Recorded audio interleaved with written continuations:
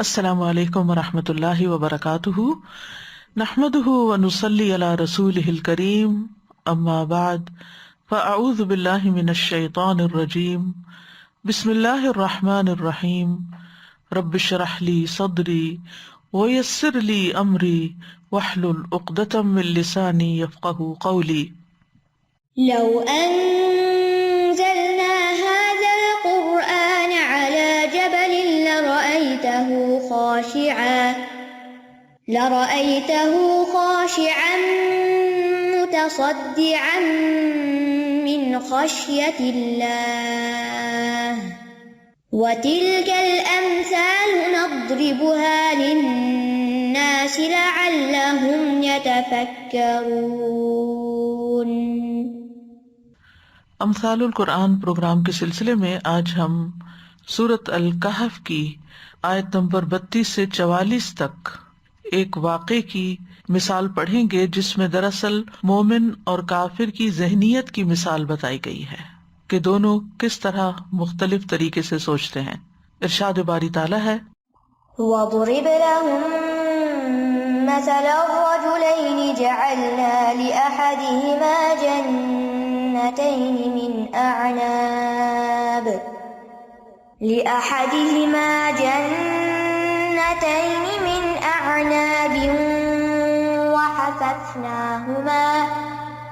وَحَفَفْنَاهُمَا بِنَخْلٍ وَجَعَلْنَا بَيْنَهُمَا زَرْعًا كِلْتَا الْجَنَّتَيْنِ آتَتْ أُكُلَهَا وَلَمْ تَظْلِم مِّنْهُ شَيْئًا وَفَجَّرْنَا خِلَالَهُمَا نَهَرًا وَكَانَ لَهُ ثَمَرٌ فَقَالَ لِصَاحِبِهِ وَهُوَ يُحَاوِرُهُ أَنَا أَكْثَرُ مِنكَ مَالًا وَأَعَزُّ نَفَرًا وَدَخَلَ جَنَّتَهُ وَهُوَ ظَالِمٌ لِنَفْسِهِ قَالَ مَا أَظُنُّ أَن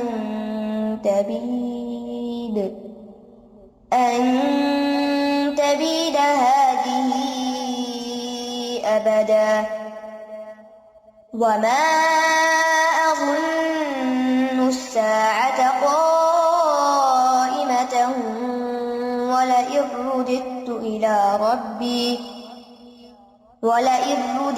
إِلَىٰ رَبِّي لَأَجِدَنَّ خَيْرًا مِّنْهَا مُنقَلَبًا قَالَ لَهُ صَاحِبُهُ وَهُوَ يُحَاوِرُهُ أَكَفَرْتَ بِالَّذِي خَلَقَكَ مِن تُرَابٍ ثُمَّ مِن نُّطْفَةٍ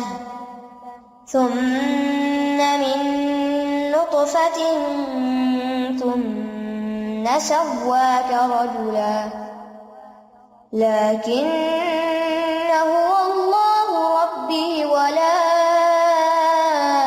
أُشْرِكُ بِرَبِّي أَحَدًا وَلَوْلَا إِذْ دَخَلْتَ جَنَّتَكَ قُلْتَ مَا شَاءَ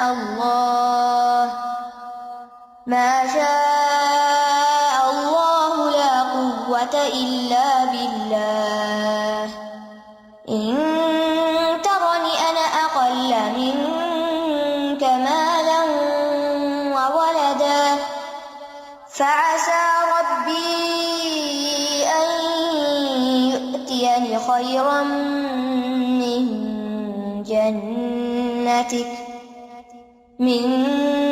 جَنَّتِكَ وَيُرْسِلَ عَلَيْهَا حُسْبَانًا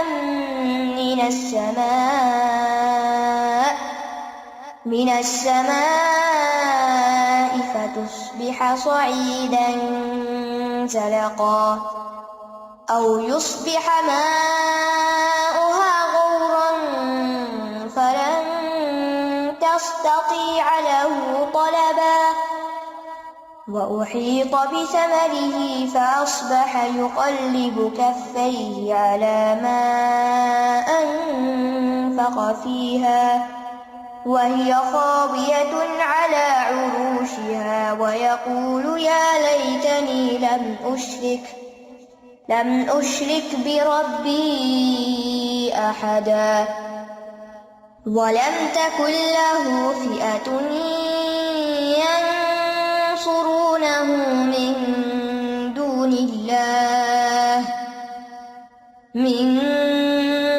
الله وما كان منتصرا هنالك الولاية لله الحق هو خير ثوابا وخير عقبا۔ اور ان کے لیے دو آدمیوں کی مثال بیان کیجیے، ان دونوں میں سے ایک کے لیے ہم نے انگوروں کے 2 باغ بنائے تھے، اور ان دونوں باغوں کو ہم نے کھجور کے درختوں سے گھیر رکھا تھا، اور ہم نے ان دونوں کے درمیان کھیت بھی بنائے تھے۔ دونوں باغوں نے اپنا پھل خوب دیا اور اس میں کچھ بھی کمی نہ کی، اور ہم نے ان دونوں کے بیچ ایک نہر جاری کر رکھی تھی، اور اس کے لیے پھل بھی تھا۔ تو ایک روز باہم بات چیت کرتے ہوئے اس نے اپنے ساتھی سے کہا کہ میں تم سے زیادہ مالدار ہوں اور جتھے کے اعتبار سے بھی تم سے زیادہ مضبوط ہوں، اور وہ اپنے باغ میں اس حال میں داخل ہوا کہ وہ اپنی جان پہ ظلم کرنے والا تھا۔ کہنے لگا میں نہیں سمجھتا کہ یہ باغ کبھی بھی برباد ہوگا، اور نہ میں سمجھتا ہوں کہ قیامت قائم ہوگی، اور البتہ اگر میں اپنے رب کی طرف لوٹایا بھی گیا تو یقیناً میں ضرور اس سے بہتر لوٹنے کی جگہ پاؤں گا۔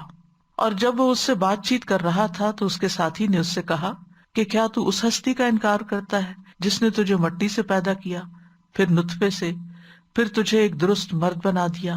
لیکن میں کہتا ہوں کہ وہ اللہ ہی میرا رب ہے، اور میں اپنے رب کے ساتھ کسی ایک کو بھی شریک نہیں کرتا۔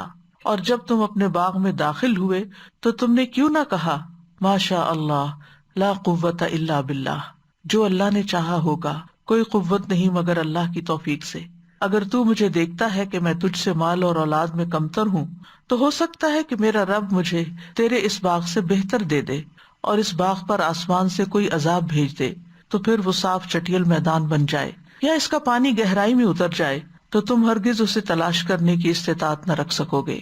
اور اس کا سارا پھل گھیر لیا گیا۔ تو اس نے اس حال میں صبح کی کہ وہ اس پر جو اس نے اس باغ پہ خرچ کیا تھا افسوس کرتا ہوا اپنی دونوں ہتھیلیاں مل رہا تھا، اور وہ باغ اپنی چھتوں پر گرا پڑا تھا، اور وہ کہہ رہا تھا کہ اے کاش میں اپنے رب کے ساتھ کسی ایک کو بھی شریک نہ کرتا، اور اس کے لیے کوئی جماعت ایسی نہ ہوئی جو اللہ کے سوا اس کی مدد کرتی، اور نہ ہی وہ خود بدلہ لینے والا تھا۔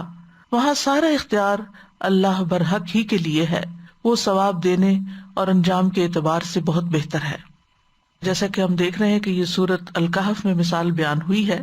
اس مثال سے پہلے اللہ سبحانہ تعالیٰ نے ان مشرکین کا ذکر کیا، کفار کا ذکر کیا جو ازراہ تکبر، کمزور اور مسکین مسلمانوں کی مجلس میں بیٹھنا گوارا نہیں کرتے تھے، اور اپنے مال و دولت اور حسب نسب پہ بہت فخر کرتے تھے۔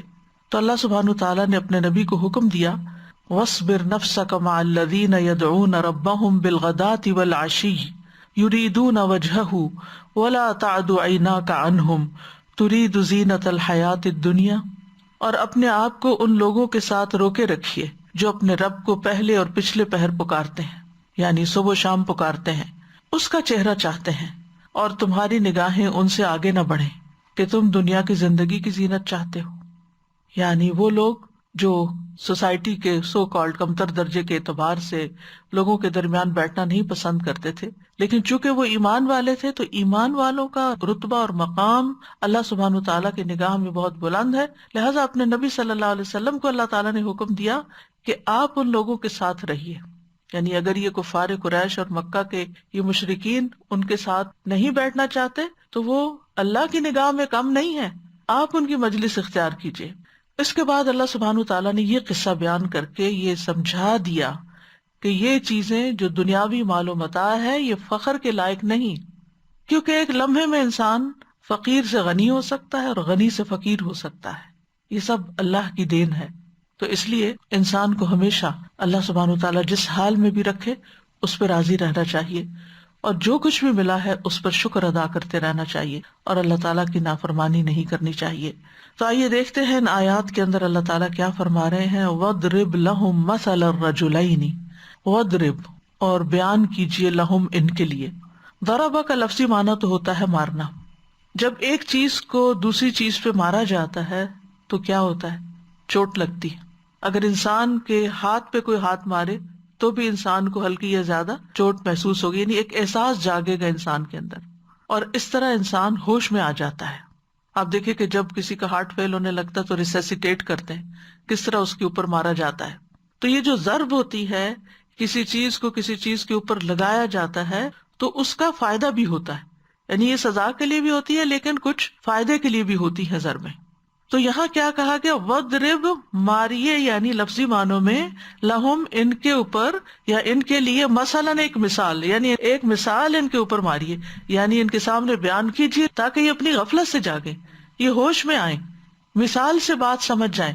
کیونکہ مثالیں ہوتی ہی اس لیے ہیں کہ انسان ان باتوں کو سمجھ جائے جو اس کی ظاہری نگاہوں کو نظر نہیں آ رہا یا نظر آ کے سمجھ نہیں آ رہا. تو وَاضْرِبْ لَهُمْ مَثَلًا، یعنی ان کے لیے مثال مقرر کیجئے، ایک نمونہ بنا دیجئے. اور لہم سے مراد اگرچہ اہل مکہ ہیں لیکن اس کے بعد یہ بات، جیسے کہ آپ جانتے ہیں کہ آیات کی ایک تعویل خاص ہوتی ہے، ایک خاص کانٹیکسٹ میں آیات اترتی ہیں، ان کے خاص مخاطب ہوتے ہیں، لیکن وہ بات صرف انہی کے لیے نہیں ہوتی بلکہ اس سے ایک عام مفہوم یا ہر شخص جو اس مثال کو پڑھنے یا سننے والا ہے وہ بھی اس سے ایک بہت بڑا سبق لے سکتا ہے. لہٰذا اس وقت ہمیں اپنے لیے سبق لینا ہے اس مثال سے. کس کی مثال بیان کیجیے؟ رجلین، دو مردوں کی. کون تھے یہ دو مرد؟ مفسرین کا اس میں اختلاف ہے کہ یہ کون لوگ تھے. بعض کے نزدیک اللہ تعالیٰ نے صرف سمجھانے کے لیے ایک فرضی مثال بیان کی ہے، یعنی حقیقت میں وہ ایگزسٹ نہیں کرتی مثال، لیکن اللہ تعالیٰ نے مثال کے ذریعے ایک بات سمجھائی، جیسے کہانی کے ذریعے کسی کو کوئی بات بتائی جاتی ہے، کچھ سمجھایا جاتا ہے. اور بعض کہتے ہیں کہ نہیں، یہ حقیقت میں دو لوگ ایگزسٹ کرتے ہیں جن کے درمیان یہ سارا معاملہ پیش آیا اور ان کی مثال کو اللہ تعالیٰ نے ان کے سامنے پیش کیا. اور وہ کون لوگ ہیں؟ بعض کے خیال میں وہ بنی اسرائیل کے دو لوگ تھے، بعض کے نزدیک وہ اہل مکہ میں سے ہی دو لوگ تھے جن میں سے ایک مومن اور ایک کافر تھا. بہرحال جو بھی ہوں، ہمیں اس سے غرض نہیں کہ وہ دو کون تھے، حقیقت میں تھے یا خیالی تھے. اور اسی طرح ہمیں ان کے نام بھی جاننے کی ضرورت نہیں، کیونکہ کچھ لوگوں نے ان کے نام تک بتائے ہیں. تو یہ بھی جاننے کی ضرورت نہیں کہ کس زمانے میں تھے، کس جگہ پر تھے، کیونکہ ان ساری معلومات سے مقصد کو کوئی فائدہ نہیں پہنچتا، یعنی اس سے کوئی نتیجہ نہیں نکلتا. یہ واقعہ جس مقصد کے لیے بیان کیا جا رہا ہے اس کے لیے ان تفصیلات کا جاننا ضروری نہیں. ہاں، واقعہ کچھ یوں ہے کہ جعلنا لأحدہما جنتین، تو ہم نے ان دونوں میں سے ایک کے لیے دو باغ بنائے. اور وہ کون تھا؟ ان میں سے جو کافر تھا اس کے لیے، یعنی وہ دو باغ ایک شخص کو دے دیے جو اللہ پر ایمان بھی نہیں رکھتا تھا، جو آخرت پر ایمان نہیں رکھتا تھا. یہ اللہ کی شان ہے نا، جس کو چاہے نوازی. تو اس سے یہ بھی پتہ چلتا ہے کہ ضروری نہیں کہ کوئی شخص نیک ہو تو اس کی دنیا بھی فراخ ہو. بعض اوقات اللہ سبحانہ وتعالیٰ امتحان کے لیے ان لوگوں کی جو گمراہ ہوتے ہیں یا اللہ تعالیٰ کو مانتے ہی نہیں یا اللہ کے نافرمان ہوتے ہیں، ان کے لیے دنیا فراخ کر دیتا، وسیع کر دیتا. باغ کس چیز کے تھے؟ من آنابن، انگوروں کے تھے. آناب انب کی جمع ہے اور انبا انگور کے ایک دانے کو کہتے ہیں.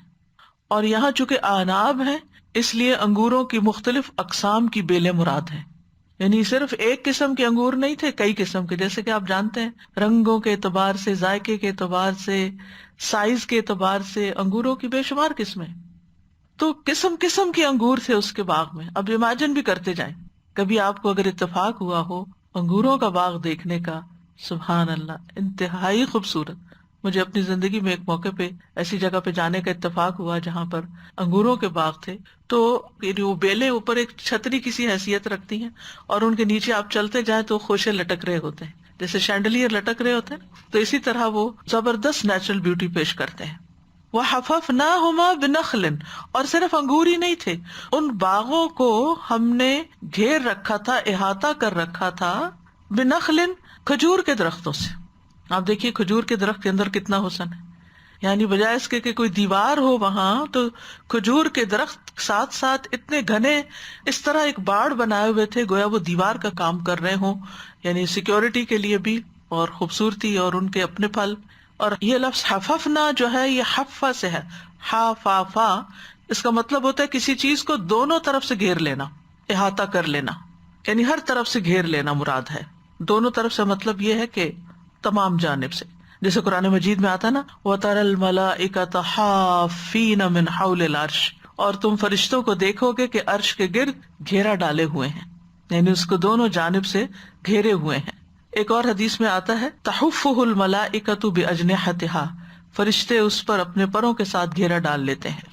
وجعلنا بینہما زرعا، مزید یہ کہ ان دونوں باغوں کے بیچ بیچ ہم نے کھیت بھی لگایا ہوا تھا. اللہ سبحانہ تعالیٰ اس کو اپنی طرف نسبت دیتے ہیں، وجعلنا، ہم نے بنا، کیونکہ کوئی بھی چیز اللہ سبحانہ تعالیٰ کے حکم کے بغیر گرو نہیں کر سکتی، فلرش نہیں کر سکتی، پنپ نہیں سکتی. اور بین کہتے ہیں دو چیزوں کے درمیان کی، یعنی دو باغوں کے بیچ میں بھی ہو سکتی ہے اور باغوں کے بیچوں بیچ بھی مراد ہے. اور زرع جو ہوتی ہے اس کا لفظی معنی ہوتا ہے اگانا، امبات، کھیتی اگانا. تو یہاں مراد ہے کھیتی. قرآن مجید میں آتا ہے اَأَنْتُمْ تَزْرَعُونَهُ أَمْ نَحْنُ الزَّارِعُونَ، بھلا بتاؤ کیا تم اسے اگاتے ہو یا ہم اسے اگانے والے ہیں. یعنی کھیتی اگانا دراصل اللہ کی قدرت ہے، انسان کا ہنر یا انسان کی قابلیت اس میں کچھ نہیں سوائے اس کے کہ وہ ہل چلا کے اس میں بیج ڈال دیتا ہے. تو یہاں پر آپ دیکھیے کہ اللہ سبحانہ تعالیٰ باغ کا خوبصورت منظر پیش کر رہے ہیں. یعنی دو باغ ہیں، دو باغ، جیسے ایک دائیں جانب ایک بائیں جانب، اور جدھر بھی نظر ڈالیں باغ ہی باغ نظر آتا ہے. اس باغ میں انگوروں کی بیلیں ہیں، زمین پہ طرح طرح کے پودے لگے ہوئے ہیں، خوبصورت انگور خوشوں کے ساتھ اور بڑے بڑے پتوں کے ساتھ لٹک رہے ہیں. کھجور کے درخت گڑے ہوئے ہیں جن کی چوٹیاں بہت بلند ہیں اور ان کے خوشے الگ لٹک رہے ہیں، اور کہیں پھول ہیں کہیں پھل ہیں. یعنی ایک حسین منظر ہے جو نگاہوں میں آتا ہے. کلتا الجنتین آتت اکلہا، کلتا یعنی کلاہما، دونوں، جنتین کی وجہ سے کلتا ہے. دونوں باغات جنتین آتت دے رہے تھے اکلہا اپنے پھل، یعنی سارے درخت اور کھیتی نہایت عمدہ نسل کی تھی، خوب خوب پیداوار دیتی تھی. ولم تظلم منہ شیئا، اور اس میں کوئی کمی نہ چھوڑتی، یعنی ہر طرح کے پھل خوب آتے اور کہیں بھی کسی قسم کی کمی نہ ہوتی. یعنی کوئی پھل مارا ہوا نہ ہوتا، کوئی سڑا ہوا، کوئی گلا ہوا، کوئی درخت سڑ گیا اور اس میں کچھ اگا ہی نہیں، کوئی بیل جو ہے اس کو بیماری لگ گئی اور اس میں کچھ آیا ہی نہیں. تظلم کا لفظ جو ہے یہ ظلم سے، ظلم کا معنی کیا ہوتا ہے؟ کسی کے حق میں کمی کر دینا، یعنی کمی کرنے کے معنوں میں. اور ویسے بھی آپ دیکھیں کہ انسان ایک بیج لگاتا ہے، جیسے ہم نے انفاق فی سبیل اللہ کی مثال پڑھی تھی، ایک بیج ڈالتا ہے اور اس سے 700 بیج نکلتے ہیں. یعنی اس شخص نے جو بھی محنت کی تھی اور جو بھی اس نے اس میں پودے لگائے تھے اس سے کئی گنا زیادہ اس کو پیداوار آ رہی تھی، یا عام باغوں کی نسبت بھی اس باغ کی پیداوار بہت زیادہ تھی. یعنی جیسے ہم اردو میں کہتے ہیں نا، اس نے کوئی کسر نہیں چھوڑی، کوئی کسر نہیں چھوڑی تھی. وَلَمْ تَظْلِم مِّنْهُ شَيْئًا وَفَجَّرْنَا خِلَالَهُمَا نَهْرًا، مزید یہ کہ ہم نے اس کے درمیان بیچوں بیچ نہریں بھی پھاڑ دی تھی. یعنی فجرنا، فجر کا معنی ہوتا ہے کسی چیز کو وسیع طور پہ پھاڑنا اور شق کر دینا. انفجار بھی اسی سے ہے، جیسے بام پھٹتا ہے نا تو اس کے لیے انفجار کا لفظ آتا ہے، یعنی شدت کے ساتھ پانی کو پھاڑ کے بہانے کے لیے آتا ہے. فجرنا الارض عیونا، ہم نے زمین میں چشمے جاری کر دیے.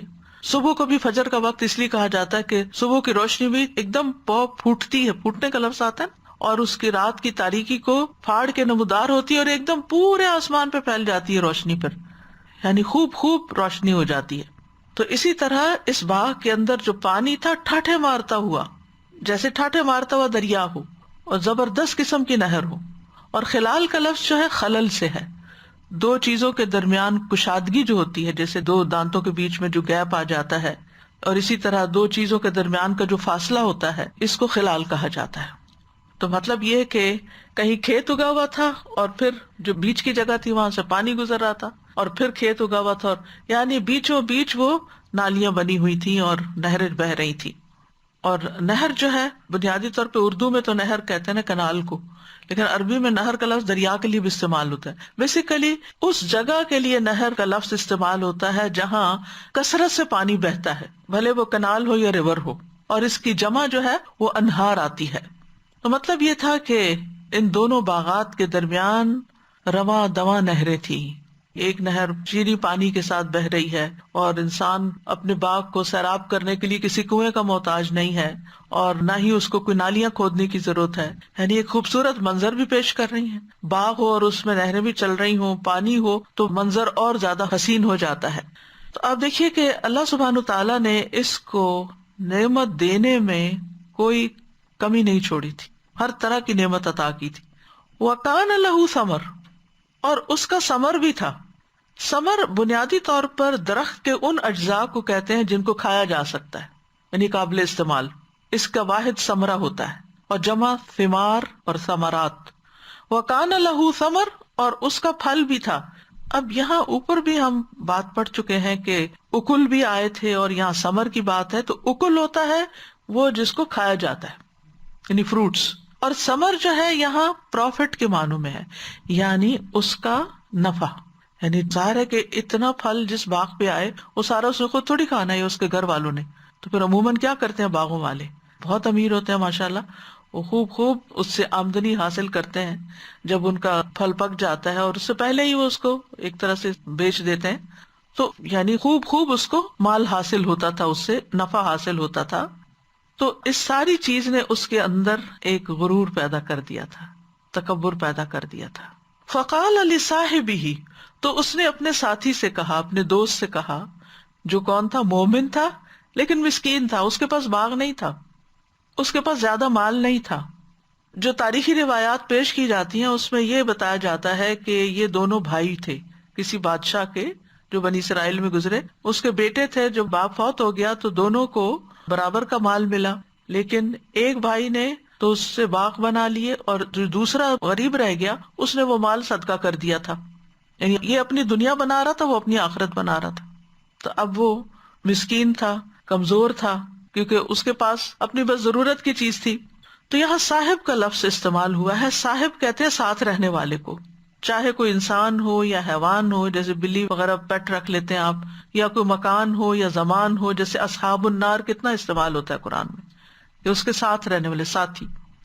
تو ان دو باغوں کے مالک نے اپنے ساتھی سے کہا، خواہ وہ اس کا بھائی تھا یا دوست تھا یا نیبر تھا یا ورکر تھا یا جو بھی تھا، وَهُوَ يُحَاوِرُهُ، اور وہ اس سے بات چیت کر رہا تھا. محاورہ کا لفظ اسی سے، حوار عربی زبان میں کنورسیشن کو کہتے ہیں. تو یہ جو بات چیت تھی ایک طرح سے فخر و غرور کا اظہار تھا. کیا کہا اس نے؟ انا اکثر منک مالا، میں تم سے مال میں زیادہ ہوں، یعنی میرے پاس مال زیادہ ہے. بعض اوقات انسان اپنی زبان قال سے کہتا ہے، بول کے کہتا ہے میں زیادہ مالدار ہوں. کچھ لوگ چوکتے نہیں، تم لوگ تو غریب ہو، فلاں تو غریب ہے، آسانی سے بول جاتے ہیں. وہ تو بےچارا مسکین ہے، اس کے پاس تو کچھ ہے ہی نہیں، ہمارے پاس اللہ کا دیا بہت کچھ ہے. یا اللہ کا دیا بھی نہیں کہتے، اور جو بھی ان کی زبان میں آتا ہے اپنے مال و دولت کے اظہار کے لیے بولتے ہیں لوگ. تو انا اکثر منک مالا، دیکھو تم نے کیا کیا، اپنا مال غریبوں کو دے دیا، اور تمہارے پاس اب کچھ بھی نہیں ہے، لیکن دیکھو میں نے کیا کچھ حاصل کر لی، کیسے انویسٹ کیا، کیسے بنایا، کتنا کچھ ہو گیا میرے پاس. اور اگر آپ خاندانوں کے اندر دیکھیں تو دو بھائیوں کے اندر اگر اس طرح کا فرق ہو کہ ایک دنیاوی لحاظ سے بہت محنت کرتا اور ایک دوسرا دین کے اندر ہو، اس کو اپنی دنیا بنانے کے لیے وقت نہ ملتا ہو، تو عموماً اس کو تانے ہی پڑتے رہتے ہیں، تم نے کیا کمایا، تم نے کیا بنایا، تم انتہائی نکمے ہو، تم کس کام کے ہو، تم کس قابل ہو. تو یہاں بھی کچھ اسی طرح کا کیس نظر آتا ہے کہ وہ اس کو ایک طرح سے طنز کرتا ہے. تو میرا مال زیادہ ہے. ویسے مال کو بائی دا وے مال اس لیے کہتے ہیں کہ مالا یمیل میل، یعنی ایک طرف جھک جانے کو، زائل ہو جانے کو کہتے ہیں. تو مال بھی ٹکتا نہیں کسی کے پاس، وہ بھی چلا ہی جاتا ہے اور جانے کے لیے آتا ہے. تو میرا مال تم سے زیادہ ہی نہیں. اگر انسان لفظ مال بولتے ہوئے فخر نہ محسوس کرے اور یہ سوچے کہ یہ تو جانے والی چیز ہے، تو کبھی اس کے دل میں غرور ہی نہ آئے. یعنی جس چیز کے بارے میں انسان یہ سوچتا نا یہ چلی جانے والی، یہ تو ہاتھ سے نکل جانے والی. اسی لیے اردو میں شاید کہتے ہیں یہ تو ہاتھوں کی میل ہے، اصل میں تو روٹ اس کا میل ہی ہے. وَأَعَزُّ نَفَرًا، اور میری جو نفری ہے، میرے جو ملنے جلنے والے لوگ ہیں، اور میرا جو خاندان اور قبیلہ اور لوگ ہیں میرے آس پاس، وہ کہیں زیادہ ہے تم سے. زیادہ غالب ہے. اعزو کا لفظ جو ہے عزت سے ہے. عزت اس حالت کو کہتے ہیں جو انسان کو مغلوب ہونے سے محفوظ رکھے. یہ اردن عزاز سے ماخوذ ہے جس کا معنی ہوتا ہے سخت زمین، یعنی سخت زمین پہ کوئی پینیٹریٹ نہیں کر سکتی چیز. تو باغ کے مالک کو دو باتوں پہ فخر تھا، ایک مال کی کثرت پہ اور دوسرے افراد کی کثرت پہ. تو اس نے ان دونوں چیزوں پر اظہار فخر کیا، تکبر کیا، غرور کیا.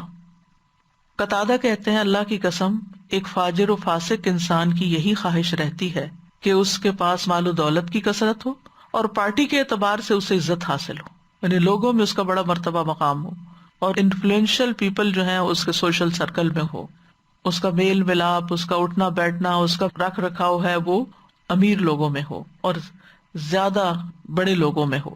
اب کیا ہوا، یہ باتیں کر رہا تھا وہ اپنے ساتھی سے اور وقتاً فوقتاً کرتا رہتا ہوگا. اب ایک دن کیا ہوا، وَدَخَلَ جَنَّتَهُ، وہ اپنے باغ میں داخل ہوا. تھے تو دو باغ لیکن ایک وقت میں انسان ایک میں ہی داخل ہو سکتا ہے، تو وہ اپنے باغ میں داخل ہوا. وَهُوَ ظَالِمٌ لِنَفْسِهِ، اور وہ اپنی جان پہ ظلم کر رہا تھا. یعنی باغ میں داخل ہو کے ظلم نہیں کر رہا تھا، یہ وہ کسی کا باغ نہیں تھا، اس کا اپنا ہی تھا. تو پھر کیا معنی بنا، یعنی اس کے بعد جو کچھ کہنے لگا تھا وہ ظلم تھا. یعنی اگر کوئی شخص اپنے باغ میں داخل ہوتا ہے تو وہ ظالم تو نہیں ہوتا نا، یا اپنے گھر میں داخل ہوتا ہے تو وہ ظلم نہیں کر رہا. تو مطلب یہ ہے کہ جو گفتگو کرتے ہوئے وہ داخل ہو رہا تھا یا جو اندر جا کے اس نے باتیں کی وہ ظلم پر مبنی تھی، سرکشی پر مبنی تھی. تو ظلم کیا ہوتا ہے، کسی چیز کو اس کے اصل مقام پہ نہ رکھنا، خواہ کمی کرے یا زیادتی کرے انسان، صحیح وقت میں صحیح جگہ سے کسی چیز کو ہٹا دینا. تو ظلم اللہ کے ساتھ بھی ہوتا ہے جو شرک کی شکل میں ہوتا ہے، نافرمانی کی، کہ اللہ کا حق نہیں دیتے. اسی طرح بندے بندوں پہ ظلم کرتے ہیں، انسان کا حق مارتا ہے. اور ایک ظلم ہوتا ہے جو انسان خود اپنی جان پہ کرتا ہے، فَمِنْهُمْ ظَالِمٌ لِنَفْسِهِ، ان میں سے کچھ اپنے اوپر ظلم کرنے والے ہیں. کیا تھا اس کا ظلم، قَالَ مَا أَظُنُّ أَن تَبِيدَ هَٰذِهِ أَبَدًا، کہنے لگا میں نہیں سمجھتا، میرا نہیں خیال کہ یہ باغ کبھی تباہ بھی ہو سکتا ہے. کیونکہ اس کا ساتھی اس کو سمجھاتا ہوگا یہ تم کیوں اس پہ فخر کر رہے ہو، یہ چیزیں ہمیشہ نہیں انسان کے ساتھ رہتی. تو اس نے کہا نہیں، یہ اتنا زبردست ویل مینٹینڈ باغ ہے، اتنا رچ، یہ کیسے ختم ہو سکتا ہے. اور یہ اس کی جہالت تھی. ہوتا یہ ہے نا کہ جب انسان کے پاس مال آ جاتا ہے تو اس کے دماغ میں فطور بھر جاتا ہے، اس کو پھر دنیا کی حقیقت سمجھ میں نہیں آتی، کسی کا دکھ درد سمجھ میں نہیں آتا، کسی کی بھوک سمجھ میں نہیں آتی، کسی کی تکلیف سمجھ میں نہیں آتی. وہ سمجھتا ہے جیسے میں خوشحال ہوں ایسے ہی سب ہوں گے. اگر آپ کا اپنا پیٹ بھرا ہوا ہے تو شاید آپ کو خیال نہ ہے کہ آپ کسی کو کھانا پوچھیں کہ تمہیں بھوک تو نہیں لگی، کیونکہ آپ کو بھوک نہیں لگی، آپ سمجھتے ہیں کسی کو بھی نہیں لگی. تو کہتا ہے کہ میرا نہیں خیال کہ یہ کبھی بھی تباہ ہوگا. اباد یبید ابادہ، اس سے تبیدہ کا لفظ ہے.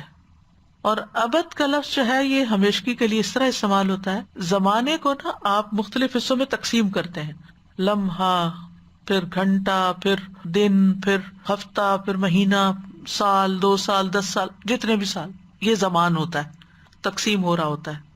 لیکن ابد جو ہوتا ہے وہ تقسیم نہیں ہوتا، لامتناہی پیریڈ. وما اظن الساعة قائمة، اور میں نہیں سمجھتا کہ قیامت بھی کبھی آئے گی. وما اظن، اور میرا نہیں خیال، ظن دونوں معنوں میں استعمال ہوتا ہے، شک بھی اور یقین کے بھی، گمان بھی اور یقین بھی.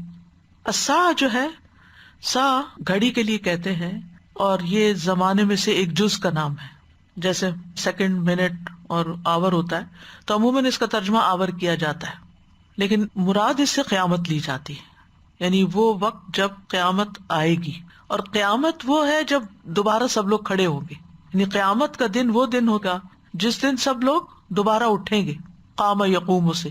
اور ساعہ کیا ہے، وہ گھڑی جب دنیا کی تباہی شروع ہوگی. تو تھوڑا سا فرق بھی ہے، جیسے کہتے ہیں نا اقتربت الساعہ یسألونک عن الساعہ، تو ترجمہ ہم قیامت ہی کر دیتے ہیں کیونکہ ان دونوں میں فاصلہ بھی ہے. یعنی پہلے جو سب چیزیں ختم ہو جائیں گی، پھر جب تک اللہ چاہے گا ایسے ہی رہے گی، پھر اللہ تعالیٰ دوبارہ سور پھونکیں گے اور اس سے پھر یہ کہ سب اٹھ کے کھڑے ہو جائیں گے. تو جو پہلی کیفیت ہے اس کو ساعہ کہتے ہیں اور جو دوسری ہے وہ قیامہ. لیکن اوور آل جو لفظ اول سے آخر تک ہر چیز کو کور کرتا ہے یہ قیامت ہوتا ہے. وہ کہتا ہے کہ میں نہیں سمجھتا کہ قیامت کی گھڑی بھی آنے والی ہے. وَلَئِن رُدِدتُّ إِلَىٰ رَبِّي، اور البتہ اگر میں اپنے رب کی طرف لوٹایا بھی گیا، رد کا مطلب ہوتا ہے پھیرنا، لَأَجِدَنَّ، تو ضرور میں پاؤں گا. وجد یجد سے اجیدن تاکید کے لیے، لام بھی تاکید کا، نون بھی تاکید کا. خیرا منہا منقلبا، اس سے بھی بہتر لوٹ کے جانے کی جگہ. اور منقلب کا لفظ قلب سے ہے، اور قلب الشیء کا مطلب ہوتا ہے کسی چیز کو پھیرنا، ایک حالت سے دوسری حالت کی طرف پلٹانا. تو یہ باغ والے کی انتہائی سرکشی تھی، کیونکہ ہوتا یہ کہ جب انسان کو کچھ مل جاتا ہے تو پھر سرکشی کرنے لگتا ہے. جیسے سورۃ العلق میں آتا ہے کلا ان الانسان لیطغی، کیوں؟ ان رآہ استغنی، ہرگز نہیں، بے شک انسان یقیناً حد سے نکل جاتا ہے، اس لیے کہ وہ اپنے آپ کو دیکھتا ہے کہ میں غنی ہو گیا ہوں، مجھے اب کسی کی ضرورت نہیں رہی، تو سرکش ہو جاتا ہے، اکڑ جاتا ہے. تو اسی لیے اللہ تعالیٰ فرماتے ہیں نا قتل الانسان ما اکفرہ من ای شیء خلق. اپنی حیثیت تو دیکھو، اپنی ہستی تو دیکھو، کس چیز کی وجہ سے تم اکڑ رہے ہو. عموماً یہ ہے کہ اللہ سبحانہ وتعالیٰ نے انسان کو جو نعمتیں دی ہیں نا، خود کو اور دوسروں کو فائدہ پہنچانے کے لیے، جب یہ ایک حد سے زیادہ ہوتی ہیں یا کچھ بھی انسان کو مل جاتی ہیں تو انسان ان سے صحیح کام لینے کی بجائے ان پہ فخر اور غرور کرنا شروع کر دیتا ہے. ان کی وجہ سے اپنے آپ کو بڑا خیال کرنے لگتا ہے، تکبر کرتا ہے. اس میں آپ دیکھیے کہ اللہ سبحانہ تعالیٰ دولت کس لیے دیتا ہے؟ اس لیے تو نہیں کہ ہم اپنے آپ کو بڑا ثابت کریں. اللہ تعالیٰ ہمیں علم کس لیے دیتا ہے؟ اس لیے تو نہیں کہ ہم اس کے ساتھ تکبر کریں. ہمیں اولاد اس لیے تو نہیں دیتا کہ اس کی وجہ سے ہم دوسروں پہ فخر اور غرور کریں. ہمیں اللہ تعالیٰ بولنے کی قوت اس لیے تو نہیں دیتا کہ ہم دوسروں کو ذلیل کرتے پھریں. ہمیں اللہ تعالیٰ نے یہ جذبات اس لیے تو نہیں دیے کہ ہم یہ سارے کے سارے دنیا کے لیے استعمال کریں اور اپنے رب کی محبت کا کچھ حصہ بھی ان کے ساتھ نہ رکھیں. لیکن یہ ہے کہ عام طور پر انسان کی یہ کمزوری ہے کہ دھوکا کھا جاتا ہے، لیکن بھول جاتا ہے کہ یہ غرور اور یہ فخر اور یہ ناز اور یہ تکبر نیکیوں کو کھا جاتا ہے، نیکیوں کو ختم کر جاتا ہے. اصل میں ہر انسان کے اندر کچھ ایسی چیزیں اللہ نے امتحان کے لیے رکھ دی ہیں نا، کہ اگر وہ نہ ہو تو انسان کا امتحان ہی نہ ہو. جیسے انسان کے اندر انا ہے، یعنی ہر انسان کے اندر یہ احساس ہوتا ہے کہ یعنی اللہ نے مجھے پیدا کیا، مجھے کچھ صلاحیتیں دی ہیں جس کی وجہ سے وہ خود اعتمادی حاصل کرتا ہے. یہ خود اعتمادی زندگی میں آگے بڑھنے میں مدد دیتی ہے. لیکن اکثر لوگ اس انا کو ضد بنا لیتے ہیں اور فخر کی صورت اختیار کر لیتے ہیں. یہ جو فخر و غرور ہے نا، انسان کی ساری خوبیوں پر، انسان کی ساری بھلائیوں پر پانی پھیر دیتا ہے. یہ خود پسندی یا عجب، چاہے وہ نیکی کے کام میں ہی کیوں نہ ہو، کہ نیکی کر کے انسان فخر غرور کرنے لگے کہ میں نے بڑا کام کیا. اسی لیے عموماً وہ خود نمائی کرنے لگتا ہے، اپنے خیرات کے، صدقات کے اور نیکیوں کے قصے لوگوں کو سناتا رہتا ہے تاکہ لوگ مان جائیں کہ ہاں یہ بڑا ہی نیک پاک انسان ہے. لیکن اللہ تعالیٰ انسان سے کیا چاہتا ہے کہ انسان کے اندر تواضع ہو، عاجزی ہو، اللہ کے لیے جھک جائے، بندوں کے ساتھ انسانوں والا معاملہ کرے. تو یہاں پر آپ دیکھیے کہ نہ صرف اس نے کیا کیا، باغ کے بارے میں کہا کہ یہ کبھی نہیں خراب ہو سکتا، بلکہ ساتھ ہی کہا کہ مجھے اس سے بہتر ملے گا. یعنی اس سے پتہ چلتا ہے کہ اس کے عقیدہ توحید میں اور عقیدہ ایمان بالآخرت پہ خرابی تھی. قال له صاحبہ، تو اس کے ساتھی نے اس سے کہا، وہو یحاورہ، اور وہ اس سے بات چیت کر رہا تھا، اس کو سمجھا رہا تھا. یعنی یہاں پر اس مومن کے کردار کی بات ہے کہ جو اپنے ساتھی کو سمجھا رہا ہے، اور یہی مومن کا فرض ہوتا ہے کہ اگر کوئی شخص غلط کام کر رہا ہو تو اس کو اس موقع پر آسان طریقے سے سمجھائے. اور یہاں پر وہ اس کو سمجھا رہا ہے کہ دیکھو تم یہ کیسی باتیں کر رہے ہو. اکفرت بالذی خلقک من تراب، کیا تم نے اسی رب کا انکار کر دیا، اسی ہستی کا انکار کر دیا جس نے تجھے مٹی سے بنایا. تمہاری اصل کیا؟ اصل حقیقت یاد رکھو. ثم من نطفۃ، پھر نطفے سے، ثم سواک رجلا، پھر تمہیں ایک مکمل انسان بنایا. انسان فخر اور غرور سے کیسے بچ سکتا ہے؟ جب وہ اپنی اصلیت کو نہ بھولے، اپنی تخلیق کو نہ بھولے. هل اتى على الانسان حين من الدهر لم يكن شيئا مذكورا، کیا انسان پہ زمانے میں سے کوئی ایسا وقت گزرا کہ وہ کوئی ایسی چیز نہ تھا کہ جس کا کہیں ذکر ہو. ایک اور جگہ پر اللہ تعالیٰ فرماتے خلق الانسان من نطفۃ فاذا هو خصیم مبین، اللہ نے انسان کو ایک قطرے سے پیدا کیا تو پھر اچانک وہ کھلم کھلا جھگڑالو بن گیا. تو وہ اس کو سمجھا رہا ہے کہ یہ باتیں زیب نہیں دیتی، ایسے مت کرو، اپنی حیثیت کو دیکھو کہ کس طرح اس نے تمہیں ذرے سے ایک مکمل مرد کی شکل دی.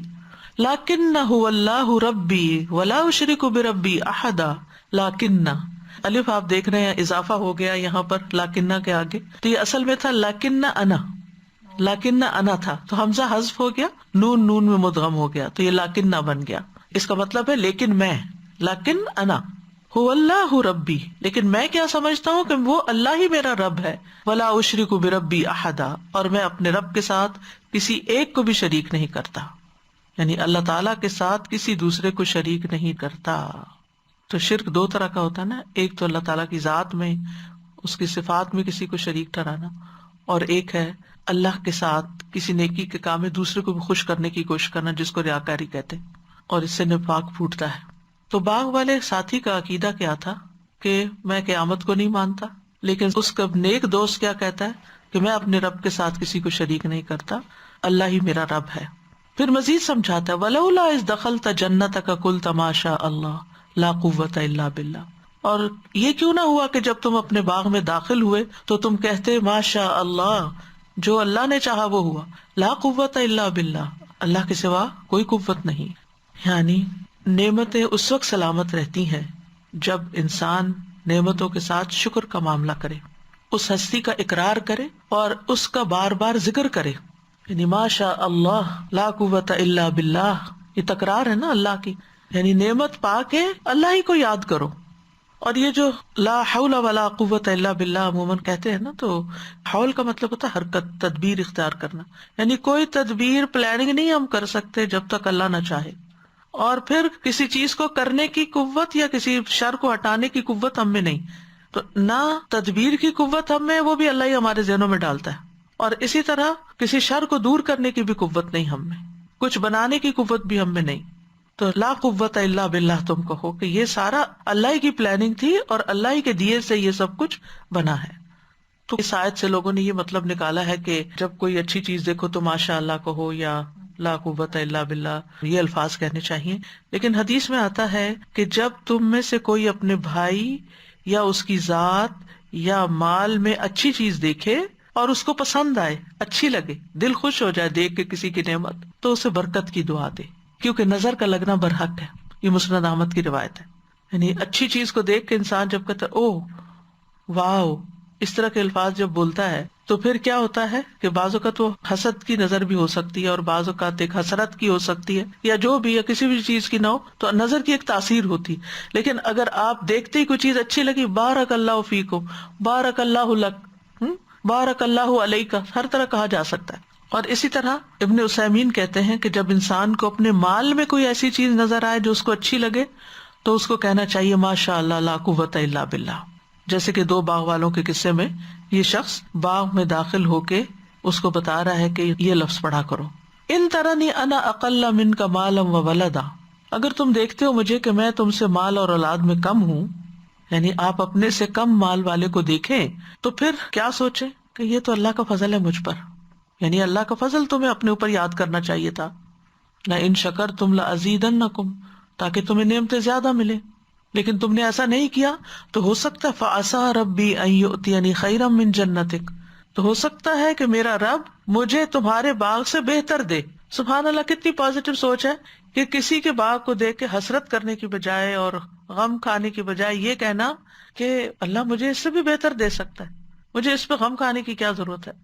تو اس میں امید بھی پائی جاتی ہے. اور بعض علماء نے کہا کہ یہ بد دعا بھی تھی، اور ایسا شخص جو ظالم ہو اس کو اس حد تک ایسی بات کہی بھی جا سکتی ہے، یعنی جس چیز کے ساتھ تم مجھ پہ فخر کر رہے ہو اللہ اس کو ختم کر دے اور مجھے اس سے بہتر دے دے. کیونکہ جو شکر کرتا ہے اس کو مزید ملتا ہے، اور جو ناشکری کرتا ہے اس سے نعمت لے لی جاتی ہے. وَيُرْسِلَ عَلَيْهَا حُسْبَانًا مِّنَ السَّمَاءِ، اور اس پر آسمان سے کوئی آفت بھیج دے. جو آفت آسمان سے آتی ہے اس کو انسان روک نہیں سکتا، مدافعت نہیں کر سکتا، تو اس لیے خاص طور پر فرمایا آسمان سے بھیجے. مثلاً بارشیں زیادہ ہو جائیں، برف زیادہ پڑ جائے، سیلاب زیادہ آ جائے، سیلاب اوپر کی بارش سے ہی آتا ہے نا، یا اوپر سے کوئی آگ برسے، تو پھر ایسی صورت میں انسان کے اندر کوئی طاقت نہیں کہ اس کو اپنے سے دور کر سکے. تو ایسی آفت یعنی جو انسان کے خیال بھی نہ ہو. حسب یحسب کا مطلب ہوتا ہے نا گمان کرنا. فتصبح صعیدا زلقا، تو ایسی صورت میں وہ کیا ہو جائے، شٹیل زمین بن جائے. زلقا، زلق کہتے ہیں ایسی زمین کو جہاں قدم پھسلتا ہو، یعنی باغ ایسا چٹیل ہو جائے کہ وہاں کچھ نہ اگے اور چلنے کے قابل بھی نہ ہو. یعنی مجھے اللہ بہتر باغ دے دے اور تمہارے اس باغ کو چٹیل زمین میدان بنا دے. او یصبح ماؤہا غورا، یا اس کا پانی گہرائی میں چلا جائے، جیسے سورۃ الملک میں آتا ہے نا، قل ارأیتم ان اصبح ماؤکم غورا فمن یأتیکم بماء معین. تو ماؤہا سے مراد وہ چشمہ جہاں سے نہر نکل رہی ہے، اس چشمے کا پانی اتنا زمین میں گہرا چلا جائے کہ تم کسی صورت اسے دوبارہ نکال ہی نہ سکو. غور کہتے ہیں نشیبی زمین کو، بس زمین میں چلے جانا. تو غور و فکر بھی ہوتا ہے گہرائی میں چلے جانے کو، سوچ کی گہرائی. تو اس نے ایسے الفاظ عطا کیے کہ جس سے اس کا باغ ختم ہی ہو گیا، اور پانی جو تھا وہ خشک ہو گیا، یا یہ بھی کہا جاتا ہے کہ اس پانی میں وہ ڈوب گیا یا اس کی سیرابی ختم ہو گئی. فلن تستطیع لہ طلبا، تو تم ہرگز اس کو طلب نہ کر سکو، یعنی پھر سب کچھ ختم. وَأُحِيطَ بِثَمَرِهِ، اور اس کا سارا پھل مارا گیا، احاطہ کر دیا گیا، یعنی ایک چیز بھی نہ بچی، پوری طرح گھیر لیا عذاب نے اس پھل کو. فَأَصْبَحَ يُقَلِّبُ كَفَّيْهِ عَلَى مَا أَنفَقَ فِيهَا، تو اس نے اس حال میں صبح کی، یا وہ ایسا ہو گیا کہ اپنی ہتھیلیاں الٹ پلٹ کر رہا تھا. قلب یقلب کا مطلب ہوتا ہے الٹ پلٹ کر، یعنی کبھی ایک ہاتھ دوسرے پہ مارتا، کبھی دوسرا ہاتھ پہلے پہ مارتا، یا جیسے اردو میں کہتے ہیں ہتھیلیاں ملتا رہ گیا. کس پر؟ علی ما انفق فیہا، اس پر جو اس نے اس میں انویسٹ کیا تھا، خرچ کیا تھا. یعنی اصل زر بھی سارا مارا گیا، باغ کا پھل بھی مارا گیا، احیط بثمرہ، اور پھر جو ما انفق فیہا دونوں ہی ختم ہو گئے. وہی خاویۃ علی عروشہا، اور وہ اپنی چھتریوں پہ گرا پڑا تھا، سارا تباہ و برباد.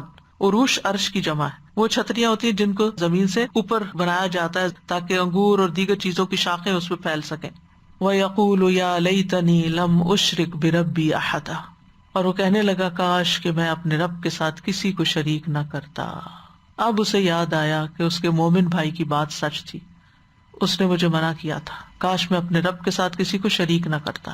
یعنی تکبر کی راہ سے اپنے نفس کی پیروی نہ کرتا، بلکہ اپنی ساری شان و شوکت کو اللہ کا عطیہ سمجھتا، اپنا کمال نہ سمجھتا. یہاں اس دولت مند شخص کا یہ جملہ جو ہے نا بڑا قابل غور ہے کہ جب بربادی ہو گئی تو پچھتاتے ہوئے اس کی زبان سے نکلا کاش میں نے اپنے رب کے ساتھ شرک نہ کیا ہوتا. تو اس سارے واقعے پہ تو شرک ویسے نظر نہیں آ رہا، کسی دیوی دیوتا کی پوجا تو نظر نہیں آ رہی، یا کسی دوسرے معبود کا بھی ذکر نہیں ہوا. تو وہ کون سی بات تھی جس پہ وہ پچھتا رہا تھا، اور وہ کون سا شرک ہے جس کا یہاں ذکر کیا جا رہا تھا؟ تو اگر غور سے دیکھیں تو یہ دولت پرستی کا شرک تھا، مال کی محبت کا شرک تھا، وسائل پہ، اسباب پہ بھروسہ کرنے کا شرک تھا. یعنی ہمارا بھروسہ کس پہ ہونا چاہیے؟ اللہ پہ ہونا چاہیے، نہ کہ اپنی کوشش اور قوت پر. اپنے اوپر بھی نہیں، مال و دولت پہ بھی نہیں، اولاد پہ بھی نہیں، کسی اور انسان پہ بھی نہیں. بھروسہ صرف اللہ کی ذات. انسان کوشش کرے، وسائل استعمال کرے، لیکن ہمیشہ اللہ سے ڈرتا رہے، توقع اسی سے رکھے کہ وہی سب اچھا کرے گا. وَلَمْ تَكُنْ لَهُ فِئَةٌ يَنْصُرُونَهُ، وہاں کوئی جتھا بھی نہ تھا. وہ بات کر رہا تھا نا میرے تو بڑے ساتھی ہیں، اب کوئی بھی آگے نہیں آیا. دنیا دار دوست جو ہوتے ہیں نا، وہ صرف اس وقت تک آپ کے دوست ہوتے ہیں جب آپ کے پاس دنیا ہوتی ہے. جب آپ کے ہاتھ سے دنیا چلی جاتی ہے وہ بھی منہ پھیر جاتے ہیں. اور ویسے بھی اگر وہ آتے بھی تو کیا کر لیتے؟ اللہ کے عذاب کے سامنے تو کوئی مدد کرنے والا مدد نہیں کر سکتا. وَلَمْ تَكُنْ لَهُ فِئَةٌ يَنْصُرُونَهُ مِن دُونِ اللَّهِ، اللہ کے سوا اسے کوئی بچانے والا بھی نہ تھا، اور اللہ کو تو وہ ناراض کر چکا تھا. وَمَا كَانَ مُنتَصِرًا، اور کوئی انتقام لینے والا بھی نہیں تھا. انتصار انتقام کو کہتے ہیں.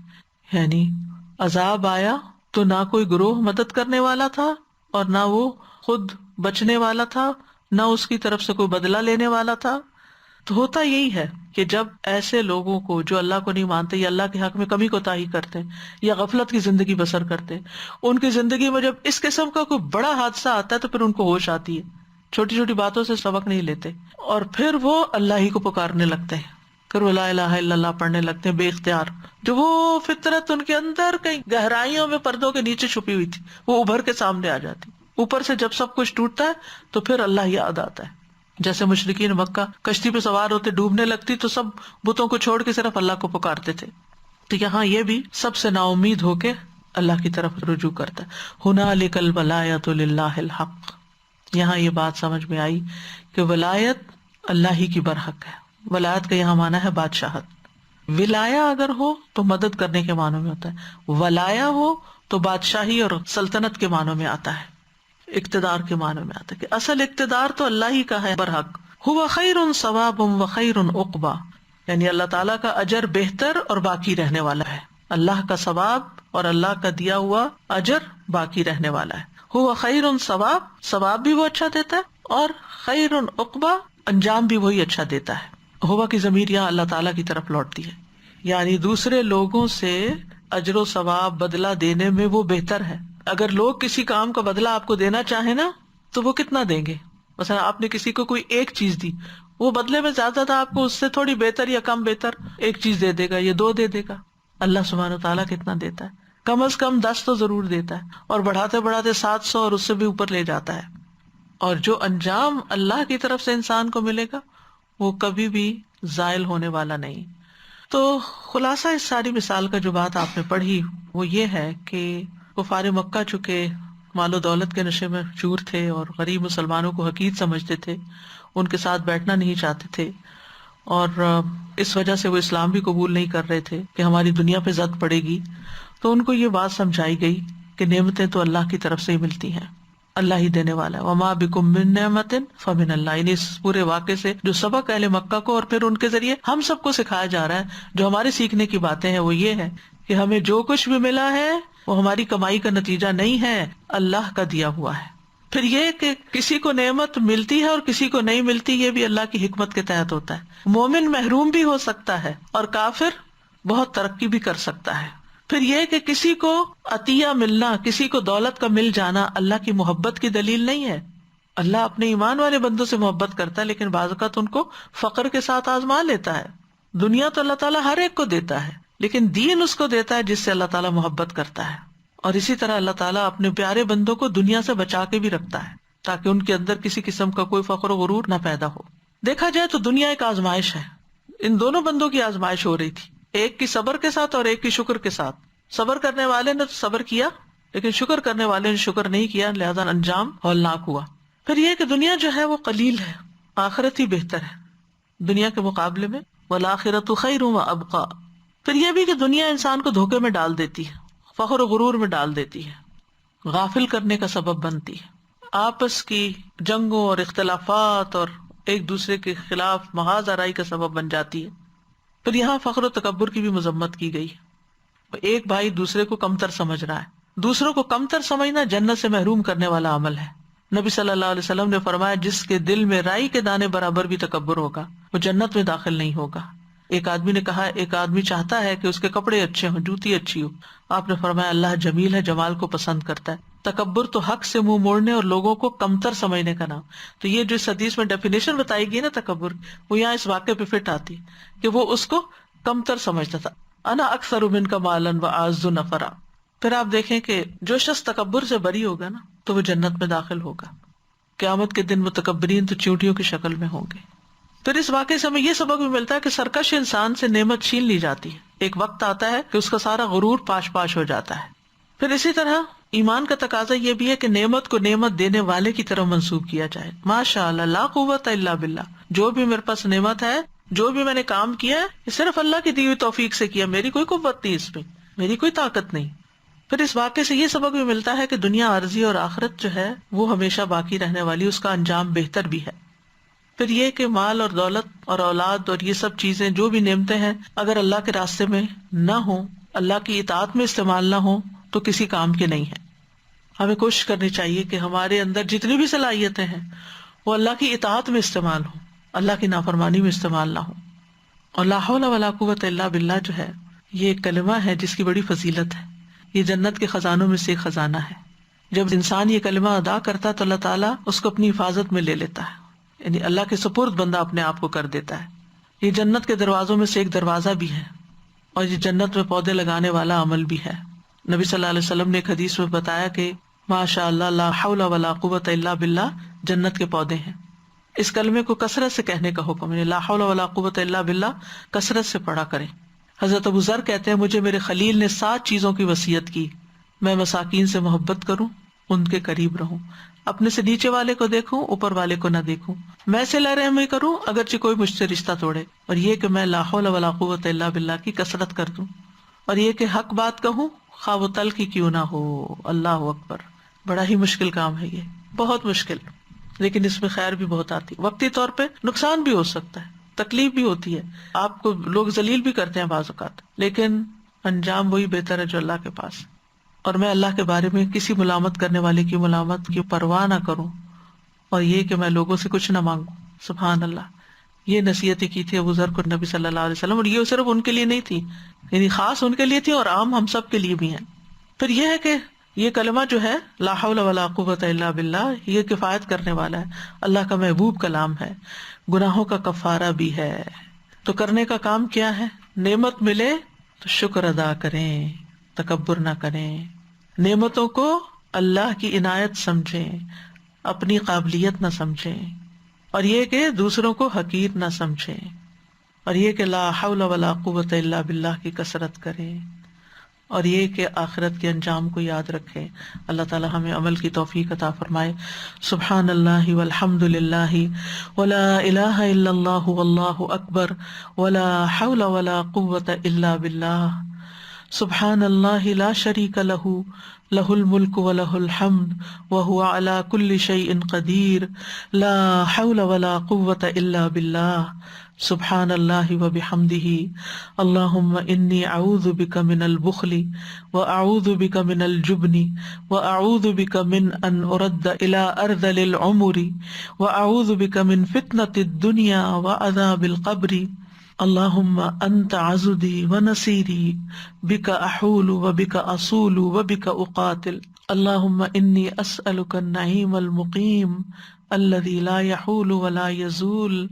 اللهم إني أسألك النعيم يوم العيلة والأمن يوم الحرب. اللهم آئذا بك من سوء ما أعطيتنا وشر ما منعت منا. ربنا آتنا في الدنيا حسنة وفي الآخرة حسنة وقنا عذاب النار. اللهم اشف أنت الشافي لا شفاء إلا شفاؤك اشف شفاء لا يغادر سقما. اللهم احسن عاقبتنا في الامور كلها واجرنا من خزي الدنيا وعذاب الاخره. ربنا تقبل منا انك انت السميع العليم وتب علينا انك انت التواب الرحيم. وصلى الله تعالى على خير خلقه محمد وعلى آله واصحابه واهل بيته اجمعين برحمتك يا ارحم الراحمين. الہی آمین. لو أنزلنا هذا القرآن على جبل لرأيته خاشعا متصدعا من خشية الله وتلك الأمثال نضربها للناس لعلهم يتفكرون. جی استاذہ جی، مجھے یہ خیال آ رہا تھا کہ فوراً ہی جیسے اس کے اوپر یہ سب آزمائش آئی تو فوراً اللہ تعالیٰ سبحانہ تعالیٰ کی طرف پلٹ گیا وہ شخص، لیکن کئی ایسے بھی بیچارے ہوتے ہیں کہ ان کو پھر بھی سمجھ میں نہیں آتا. تو میں یہ سمجھتی ہوں کہ اگر کوئی آزمائش آنے کے بعد بھی پلٹ جائے تو یہ بھی اللہ تعالیٰ کا شکر ادا کرنے کی بات ہے، خوش قسمتی کی بات ہے کہ آپ پلٹ آئے اور آپ انسان سبق سیکھے، حادثوں سے سبق سیکھے. بالکل بالکل. اور دوسرے استاذ جی تھوڑا چھوٹا سا سوال آ رہا تھا ذہن میں کہ پھر جیسے کسی دوسری کی نعمت کو دیکھا تو تبارک اللہ، اور اپنی کوئی چیز پسند آئے تو پھر اس میں ماشاء اللہ مال وغیرہ دیکھے تو. السلام علیکم ورحمۃ اللہ. میں سوچ رہی تھی کہ تکبر کی ایک مثال جو دنیا میں سب کو نظر آتی ہے وہ ٹائٹینک کی ہے. جب ٹائٹینک چلنے لگی تھی تو انہوں نے اس کو اتنا مضبوط اور اتنا خوبصورت بنایا تھا، اور انہوں نے کہا تھا کہ یہ ڈسٹرائبل نہیں ہے، انڈسٹرائبل، گاڈ بھی نہیں بریک کر سکتا. ہاں جی، اس کو اور کتنا غرور انہوں نے کیا، اور اللہ سبحانہ وتعالیٰ نے اس کو 2 ٹکڑوں میں کر دیا. کیسا ہوا ان کا انجام؟ استاذہ اگر یہ دوسرا کافر تھا تو پھر اس کا مطلب ہے وہ مسلمان ہو گیا تھا؟ کافر کا ایک مطلب ناشکرا بھی ہوتا ہے نا، تو اس حساب سے ناشکرا تھا. لیکن جب وہ کہتا ہے کہ وہاں اظن الساعۃ قائمۃ، لیکن بیچ بیچ میں یہ مجھے ایسا حال لگتا ہے جیسے ہمارے آج کل کے بیچ بیچ کے مسلمان ہیں کہ کبھی اسلام کی بات کر لی اور کبھی اسلام کا مذاق اڑا لیا، اور کبھی آخرت پہ یقین کی بات کر لی اور کبھی شک کی بات کر لی. ایک طرف کہتا ہے میرا نہیں خیال کہ کوئی قیامت آنی ہے، دوسری طرف کہتا ہے اگر آئی تو مجھے بہتر بھی ملے گا. بیچ میں کنفیوز اسٹیٹ. آج کل اگر انٹروڈکشن دیکھیں نا، آپ انفلوئنشل پیپل ہوتے ہیں جو کہ نا وہ شروع ہی ایسے ہوتے ہیں کہ ہماری یہ کمپنی ہے اور اتنے لوگ ہمارے انڈر کام کر رہے ہیں اور یہ ہمارا کام ہے، اور وہ ان کی کمپنی کے جو تعداد ہے اس سے وہ اپنے آپ کو بتاتے ہیں کہ ہمارے پاس کیا فیسلٹیز ہے. پھر دوسرے کے اوپر پوچھتے ہیں اچھا، اور اگر کوئی ان کے معیار کے مطابق نہیں ہے تو پھر وہ ان کو نیچا دیکھتے ہیں. سارا چکر ہی یہ ہے. اور پھر جو جیسے جیسے جس فیلڈ میں کام کرتا ہے، کوئی پراپرٹی کا کام کرتا ہے تو وہ اس سے پوچھتے ہیں کہ اچھا کتنی پراپرٹیز تم ہینڈل کرتے ہو، تمہارے پاس اور کتنی کس قیمت کی ہینڈل کرتے، اور کون سے علاقے پہ. استاذہ جی اتنا بھی ہے کہ کون سا علاقہ ہے تمہارے پاس. اگر کسی کے پاس فورن پراپرٹی نہیں ہے، پراپرٹیز ڈیلرز کے پاس، تو ان کو بڑا گھٹیا سمجھا جاتا ہے. اچھا تم تو اس علاقے کے کرتے ہو، اچھا تمہارے پاس، تمہیں تو کیا ایکسپیرینس، تمہیں تو پتہ ہی نہیں. تو اس طرح تو یہ دنیا میں ہم ناپتے ہیں ایک دوسرے کو کہ کتنے تمہارے پاس کیا چیز ہے، کیونکہ اب سٹینڈرڈز اور ہو گئے. لوگ اپنے مال اور دولت اس کو زیادہ دیکھتے ہیں، اولاد کا بھی نہیں اتنا کرتے. پہلے ہوا کرتا تھا کہ لوگ اپنے دیکھتے تھے ہمارے بیٹے کتنے ہیں، بچے کتنے. اب اس چیز کو وہ زیادہ اہمیت دیتے ہیں. اللہ تعالیٰ ہم سب کو بچائے. اپنے اپنے باغ کو، جی جو بھی بزنس ہے وہ ایک باغ ہے اپنا، کہ میرا کیا باغ لگا ہے. وآخر دعوانا ان الحمد للہ رب العالمین. سبحانک اللہم وبحمدک، اشہد ان لا الہ الا انت، استغفرک واتوب الیک. السلام علیکم ورحمۃ اللہ وبرکاتہ.